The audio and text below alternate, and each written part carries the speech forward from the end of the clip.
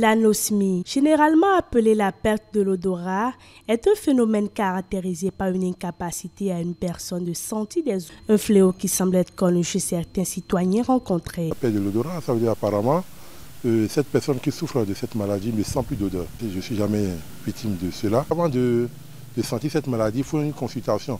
Quand tu sens la perte, à des moments donnés, je sens la perte de l'odorat, mais je constate que ça ne dure pas et puis après ça revient encore. La perte de l'odorat doit être une maladie. Dès l'instant qu'on perd la capacité de sentir, ça ne m'est jamais arrivé. Au contraire, moi quand je rentre dans une maison, même si je ne vais pas à la cuisine, j'arrive à sentir déjà le mets qui est en train d'être préparé.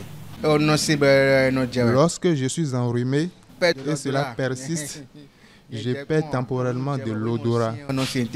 Pour le médecin généraliste Félicien Edou, plusieurs causes peuvent expliquer l'apparition d'un trouble de l'odorat. Quand on parle de perte de l'odorat, ça peut être d'origine congénitale, c'est-à-dire que la personne est née avec, ou bien la personne l'a eu au moment d'un moment T de développement sur la Terre.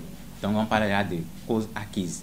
Les causes acquises commencent d'abord déjà par soit une altération de la muqueuse nasale, c'est-à-dire au niveau des narines, il y a un processus qui fait qu'à ce niveau, il y a une plaie ou bien une inflammation.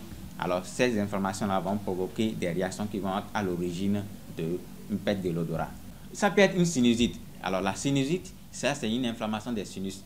Donc généralement ceux qui ont des problèmes de sinusite de façon chronique ont une conséquente répercussion de cette sinusite-là sur la senteur des odeurs. Là, il n'arrive plus du tout à percevoir les odeurs comme cela se doit, jusqu'à la perte totale des odeurs. Alors, on parlait alors dans ces cas-là de l'anosmie d'origine sinusienne. Les conséquences que peuvent engendrer la perte de l'odorat sont variables et dépendent d'une personne à une autre, a fait savoir le généraliste. Si je dois dire les gènes, la première chose c'est que la personne se sent avec un mal-être. Vous savez, la personne ne se sent pas bien dans sa peau. Et il y a également les troubles alimentaires, parce que si vous n'avez pas senti l'odeur de ce que vous voulez manger, c'est compliqué.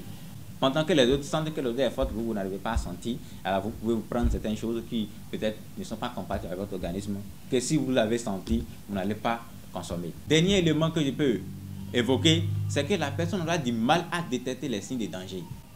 Donc il est en insécurité totale. Je suppose qu'il est dans une chambre où il y a une fumée quelque part, ou qu'il y a une odeur d'essence quelque part, où il pouvait déjà sentir que ça c'est l'odeur de telle chose, c'est dangereux, il faut se lever, vérifier. Dans ce cas-là, la personne ne pourra pas être capable de sentir ces différents signes de danger et l'éviter à temps.